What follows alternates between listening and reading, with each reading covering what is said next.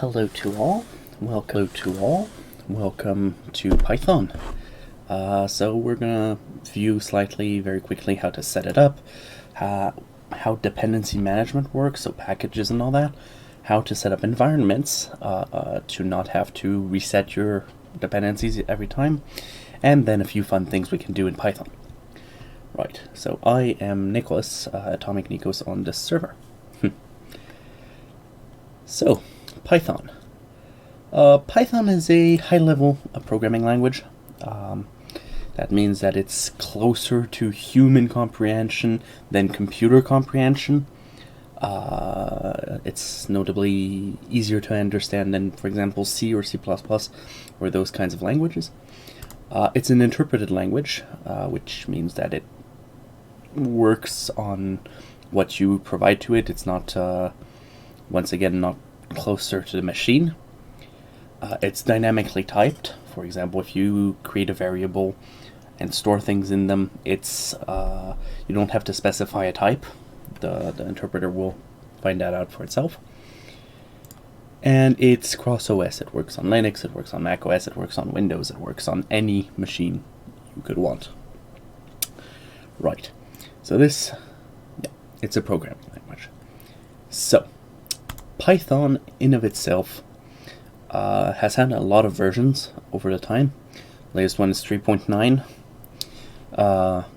Most programs nowadays work with 3 point something, although you might find out that versions like 2.7 are still in use in some scientific projects, which is not fantastic, but it works, and this is why we have environments.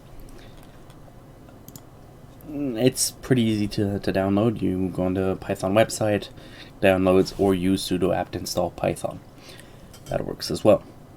And it comes with an IDE called IDLE, which is okay, except it doesn't do any of the fancy things like code completion and all that stuff. Right. So it's pretty easy to set up. You download the executable or the tar file or anything. If it's an executable, you execute it here on Windows. So you can install now, add to the path ideally, and then you can run it as you want. And then you have Python installed. Now Python is a very powerful language because it has something called a package installer. So pip, package installer for Python. Packages do a great many things. For example, you have packages that help you do HTTPS requests. You have packages that allow you to, draw things, to play video games, things like that. And having this entire extensible framework keeps the base download of Python small. So you can also have packages for databases, web servers, sciencey stuff, graphics, among others. Now, the issue with packages and package installation is that some packages don't work well with one another. They have common dependencies, or when they use one version instead of another of the library, and there was a deprecation, and that doesn't work.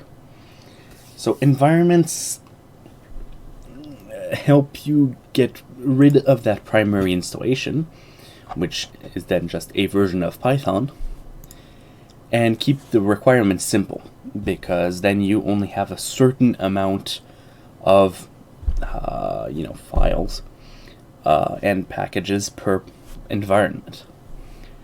And this also avoids cross-contamination. So as I said, packages not requiring the same dependencies or requiring dependencies that are not at the same version. So as you can see in that comic by XKCD, it's often an issue. And thank you, Komodo, for ruining this. Right. So venv was one of the first environment managers. So it's short for virtual env. It's somewhat complicated, and it has been replaced by pipenv. afterwards, where the environments were then relegated to the the package installer system, which made it easier. So yeah, pipenv in of itself, like I said, it's the newer venv, and it makes certain functions more accessible to. It's easier to just create a virtual environment. So for example, here on my Kali machine, I created an environment for Python 3.8. So all I needed to do was, sudo apt install pipenv, sudo apt install Python 3.8, and then pipenv -- Python 3.8. This makes it. There we go. This creates a virtual environment in my location. So this would be the test folder. And this stores an environment location here, which is important. And then if I install a package, in this case NetworkX, it's going to create a dependency here called pipfile.log. It's going to install it, and then you will have NetworkX, for example, in this case, installed and its dependencies. And if you open a shell in that environment, and in that shell, you open Python, these dependencies are then already installed, which is a good way to test if it works. So this is a bit complicated, and there's actually been an effort to make this simpler. Where we come to the Poetry Dependency Manager. So Poetry is something you can install on any operating system. Again, it works very well. So it's pretty clean and it works. It integrates YAML as a dependency file system. And you can download it via pip or directly. So I added a link there. These slides are going to be available afterwards. Here you can see this on my other Kali machine. It's a matter of downloading the correct link and then piping it to Python. And this is going to install Poetry. And then you have access to Poetry. This is a little bit bigger, sorry. But there I recreate a test directory, I go into it, and Poetry init creates a new package. So a new environment where I want it. So here it's going to create a YAML file, which is then a file that will contain all your dependencies. It prompts me for a package name, default test, a version, default 0.1.0, a description, I just put test, author, there is actually, you have to put one, or you can skip it by putting N, I just put me. You can add a license, and you can add a specific version of Python. This version of Python needs to be installed on your machine. And then you can define some dependencies, or you can define them afterwards. This generates a YAML, 2ML file, and there are some informations here which we just defined, which are name, version, description, authors, Python version, and a few requirements. And then you just confirm the generation, and poof, the file exists. The advantages of this is if you're sharing a repository with other people, if you upgrade a dependency, they can just install it afterwards when they pull your changes. That's pretty cool. So for example, here if I were to add the requests package, which is a package that does HTTP requests. So Poetry add, that's add a package, requests. It's going to install all of the dependencies, and then we can use it by opening a shell. So Poetry shell, this spawns a shell, and then opening Python, and as you can see, requests exists. So this is it basically for virtual environments. I have been going with Poetry for about 6 months now. It hasn't failed me yet. So, in my opinion, it's simpler, but to each their own. The fun thing about Poetry is sharing environment files, the 2ML files. So what can we do with Python and packages and all these? Well, we can spawn a web server. We can make a machine that requests all of the ports of a machine to see if there's some internet-facing content. We can make Discord bots. We can spawn web pages. We can draw graphs. A lot of things. I'm going to do that. For example, web server. If you're running Python 3, the ability to spawn a web server already exists. You just need to spawn Python 3 -m, so you're calling a module, and http.server, and it's going to open a localhost server at port 8000. This has a few advantages. Notably, you can test if some ports are open. So if how the firewall policy is working. That's fantastic. Or you can set some other parameters, potentially the base, the at where the root should be, basically. And for example, if I test this directory listing for where this Python file is this.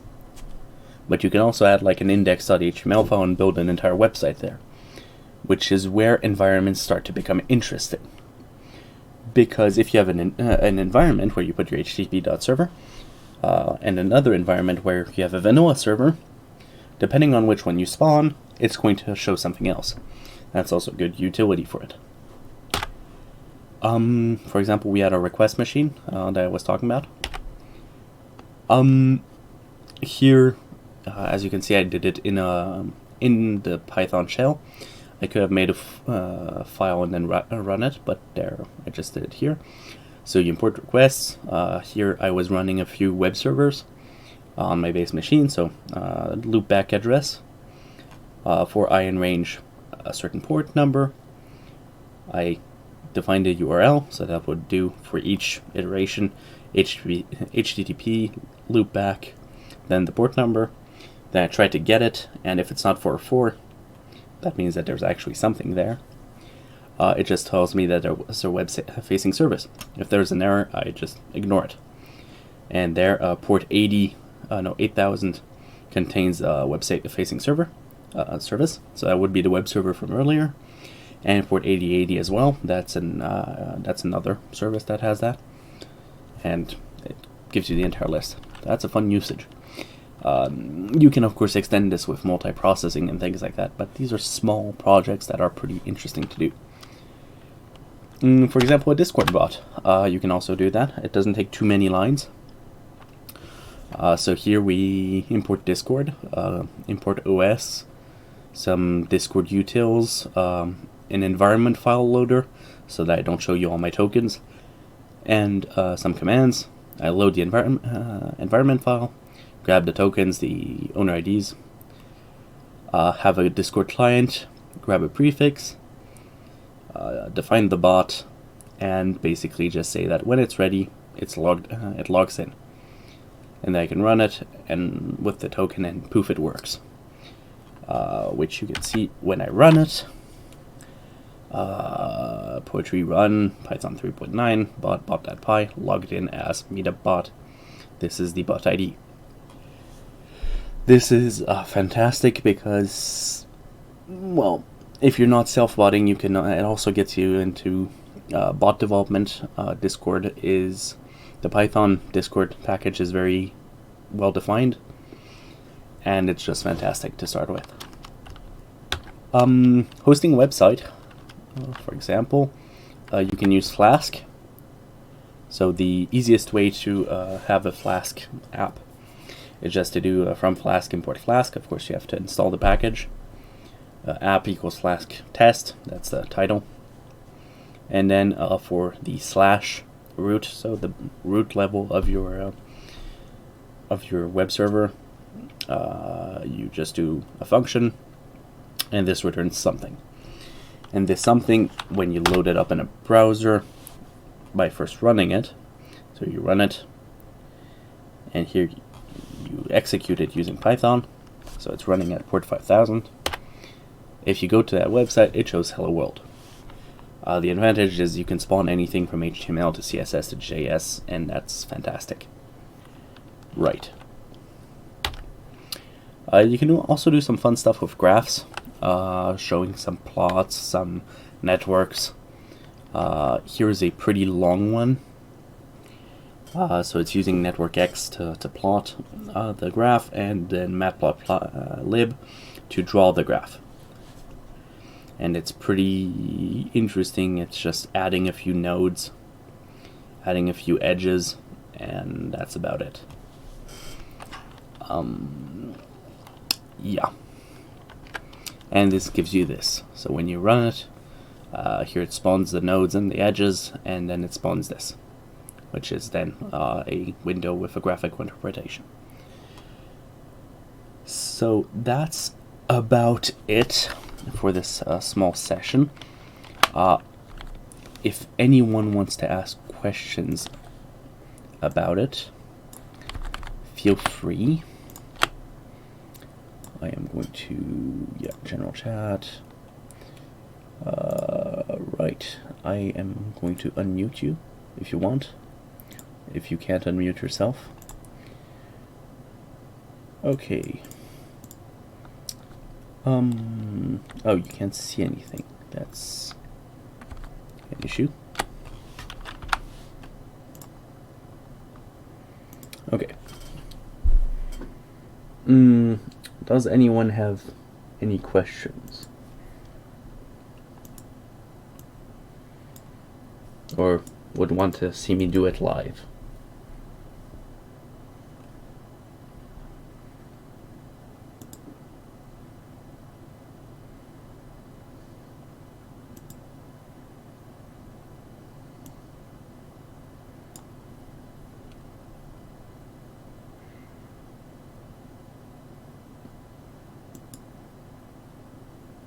Okay.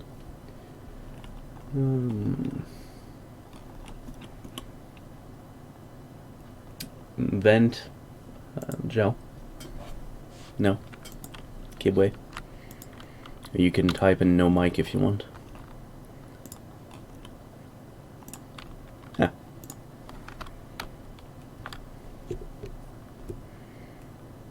Don't know. Like, really? Okay, a demo. Fantastic. A demo of what?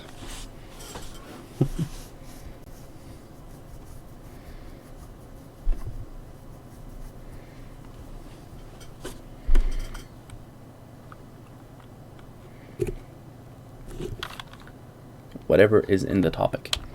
Okay, we can do that. Give me a second. Let's get my calling machine. Kill burp suit. Yeah. Let's kill this as well. What could I do? What could I do?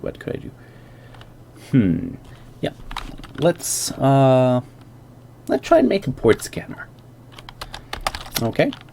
So I'm going to go here. I'm going to write rm web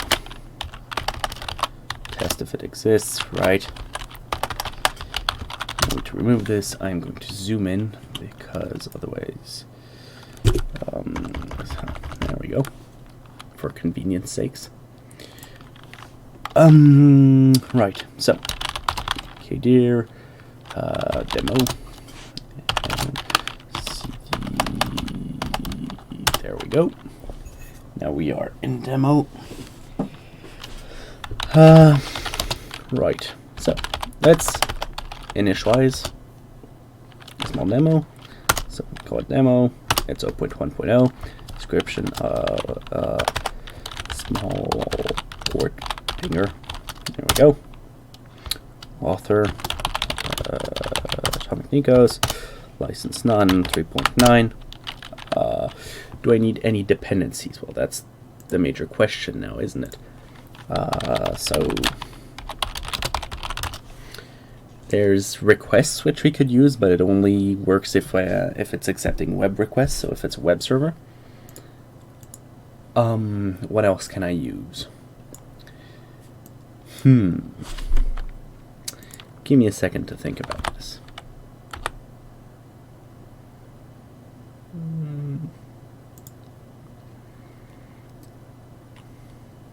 I could use socket. Socket could be an interesting socket.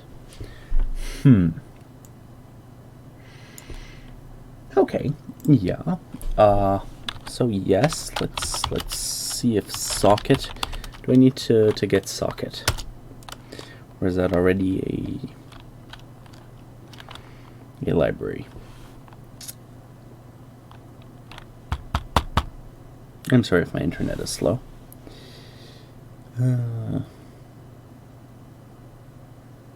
Okay, no, I don't need that.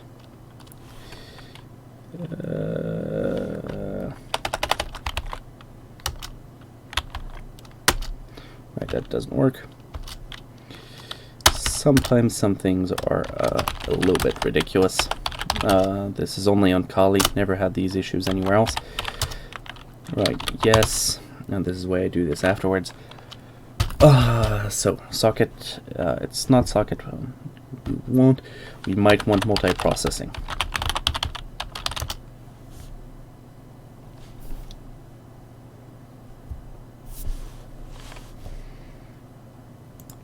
And for convenience sake, I am going to remove my video, just the camera, because otherwise my connection is dying. There we go. No version constraint. There we go. There. Let's not define any things, and let's do this. Fantastic. So let's create a small file. User. Let's.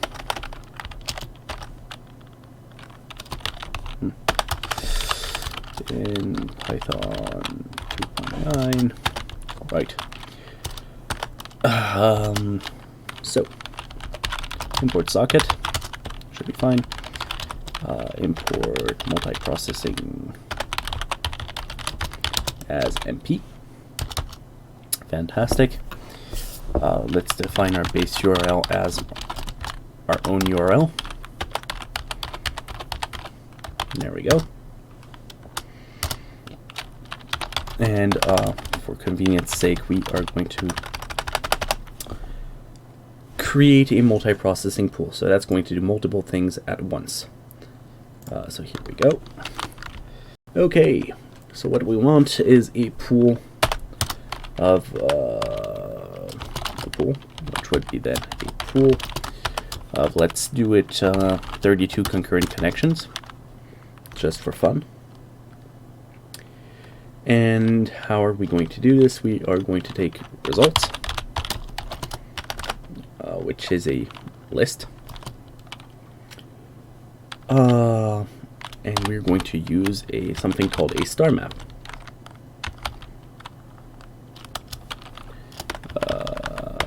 I did not write this correctly. There we go. So request is not defined yet. And how could we do this? We are going to create a list. So URLs, there we go, which would be base URL plus. So right, there we go, base URL, and I for I in. I'm not doing this correctly. There we go. Range 65536. There we go. This is going to be URLs, which I then. Okay. And the idea is to do def request request is going to take a URL, singular, which is a string. That request is then going to take a certain, okay,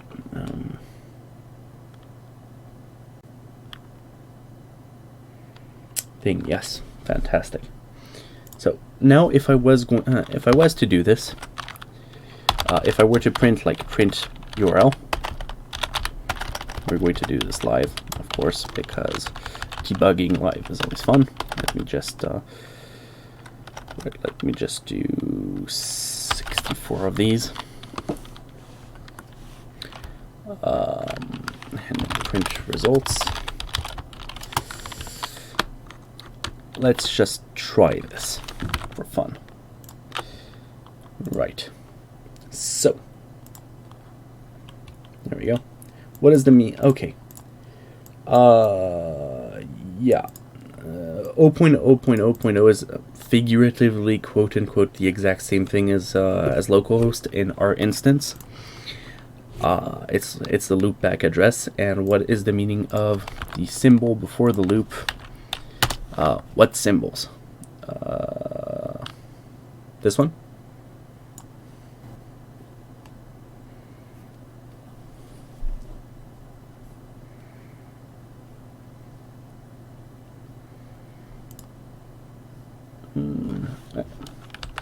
This small line here is a faster way of writing. It's array comprehension, and it's a faster way of writing arrays. For your convenience, I am though going to write it in a nicer way, right? Plus equals. There we go. And there we are going to do base URL plus this plus I. There we go. It's figuratively the exact same thing. 64. There we go. And I'm just going to comment that line out. So what happens now if I run this? So I'm just going to exit that. So poetry and use.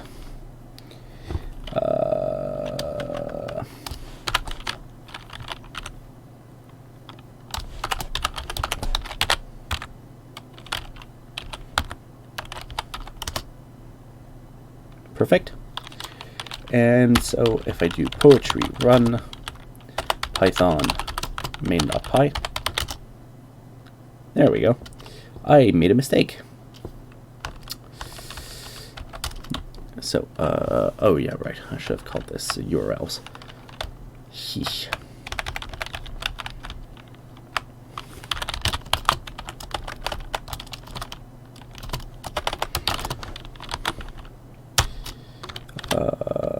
Right. So this.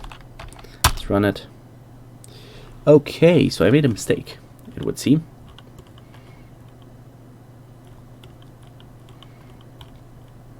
A very big mistake. Huh.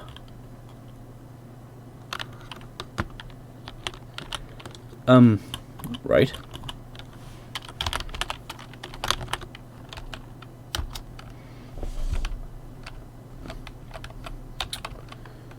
Why is the star map not working? I may have committed a small error.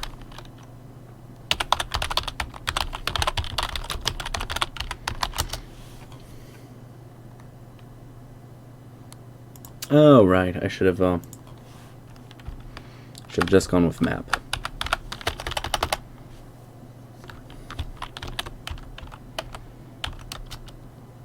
There we go. So we have a few issues, though. I don't know why. It's probably because it's not returning anything. So let's make it return something. Return null. There we go. Damn it. There we go.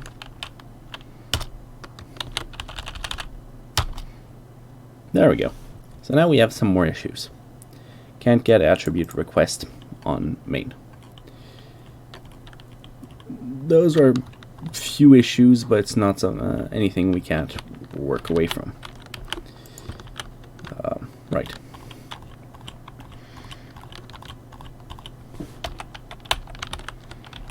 Cool. So.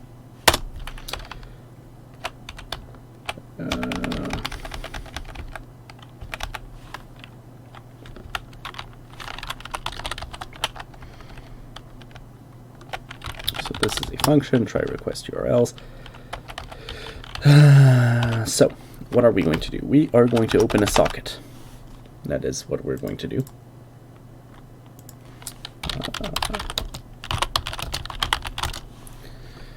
And I'm going to check here. Yeah. Okay, event left, which is sad.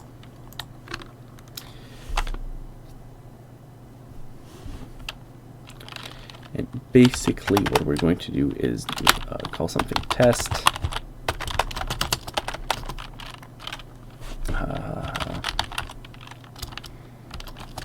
To do socket.socket.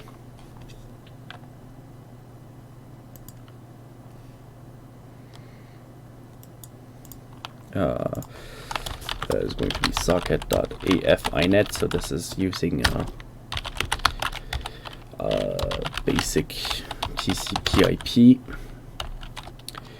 and the idea is to try to connect s.connect,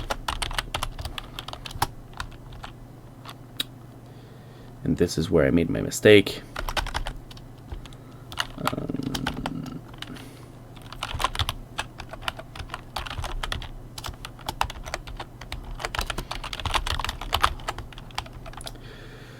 Right.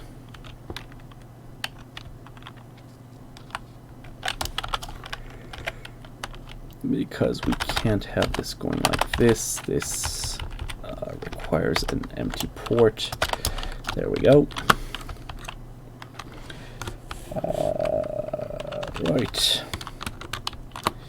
And can we get the result of that connection?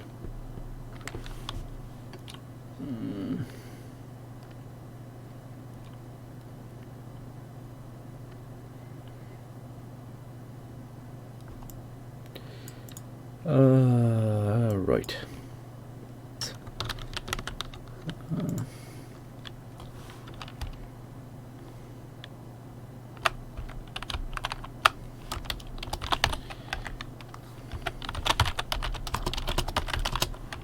Okay, and basically the way to test this is just to send out result equals 0, and then items 1, which is the port. Now what happens if I run this?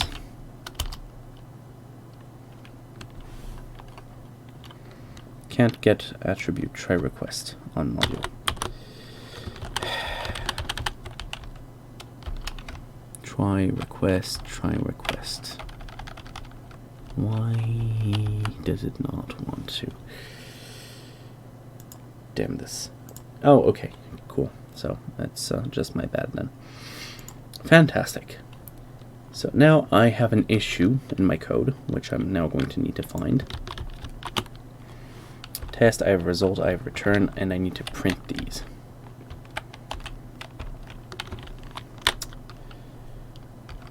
Darn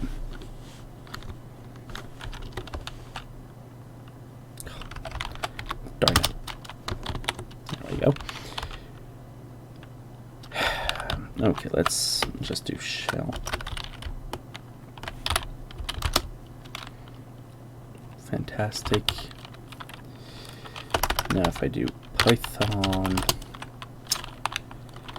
main.py,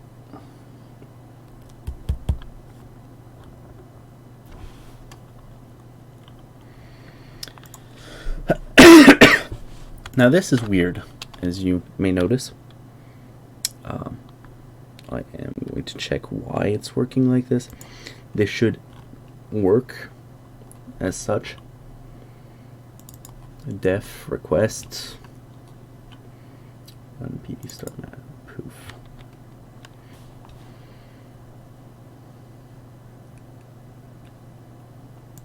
Oh, yes, okay. So this would explain why I'm having issues. So it turns out that if I'm using a certain variant of this, okay? If I'm using a certain variant of a interactive Python, it won't work. In which case I need to poetry add multi-process inside instead of the other. Now we'll see a live installation. There we go.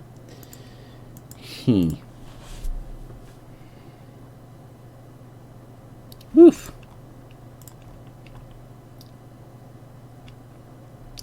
Well, that's an issue.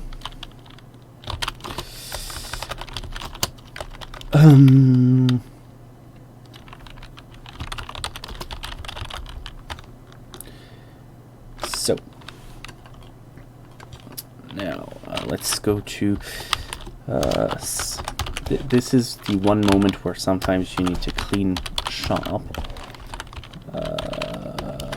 Cache PyPoetry virtual ends. Okay, and where were we? We were in demo. Well, let's remove demo. -r demo something. There we go.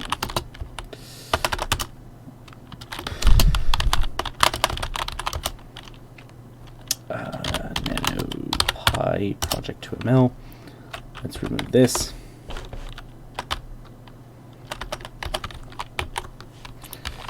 Poetry install. Compatible version. Poetry and use this. Poetry install. Poetry add. There we go. That was clean. And didn't fail at all. Right. So now that we have this, we can just go back to our end file. And it's just multi-process. MP. And hopefully, now that we fixed this, shell Python main.py. Takes only exactly one argument. Now you see we are finding new and improved issues. And this is where the issue is. Very exactly this.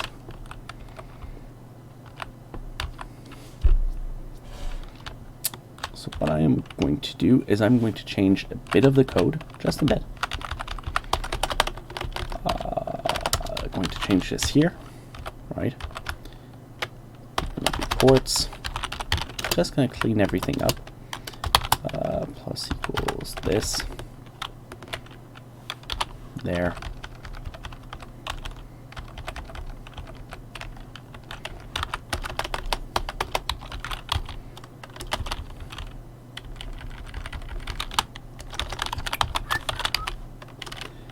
There we go.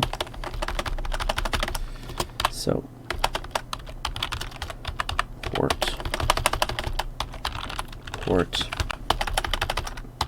port.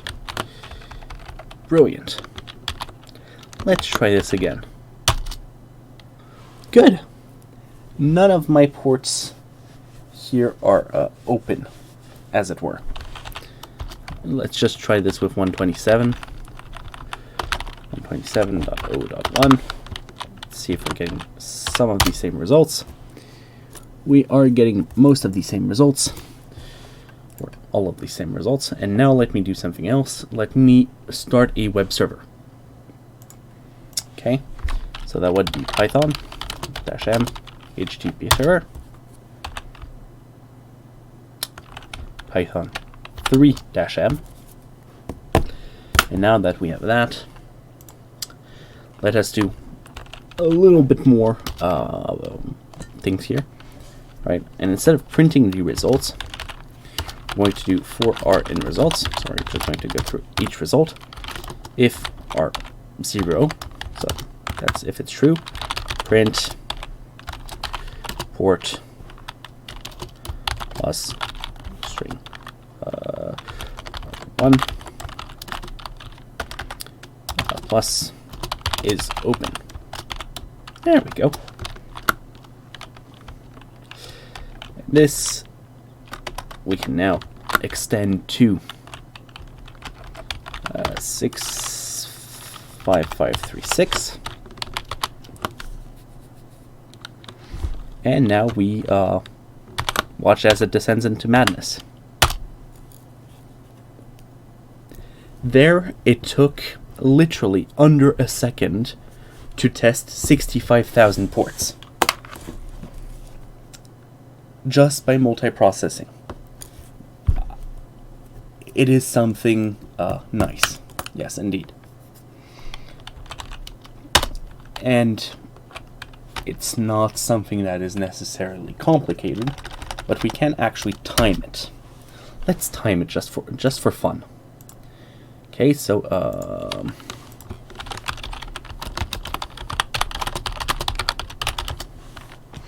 let's see how more efficient it is. So,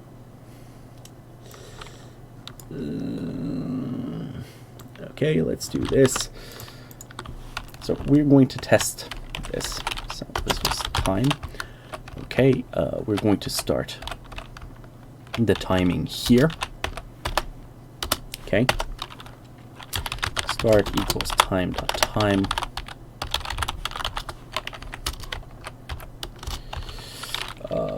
End equals time.time. Print. It took plus start. I'm going to assume seconds, right?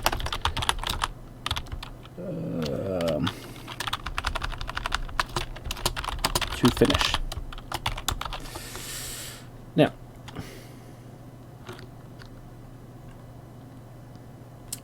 of course, there might be a better way to do this, but yeah, let's test this. There we go. It took literally under a second to complete 65,000 ports. Now, let's try this again, just slightly, ever so slightly, by not using a process system. Right, so all we have to do is this equals try request p, I don't know how to type anymore, p for p in ports.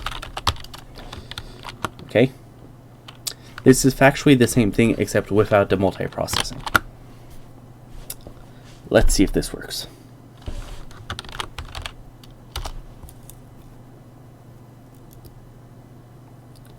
It literally takes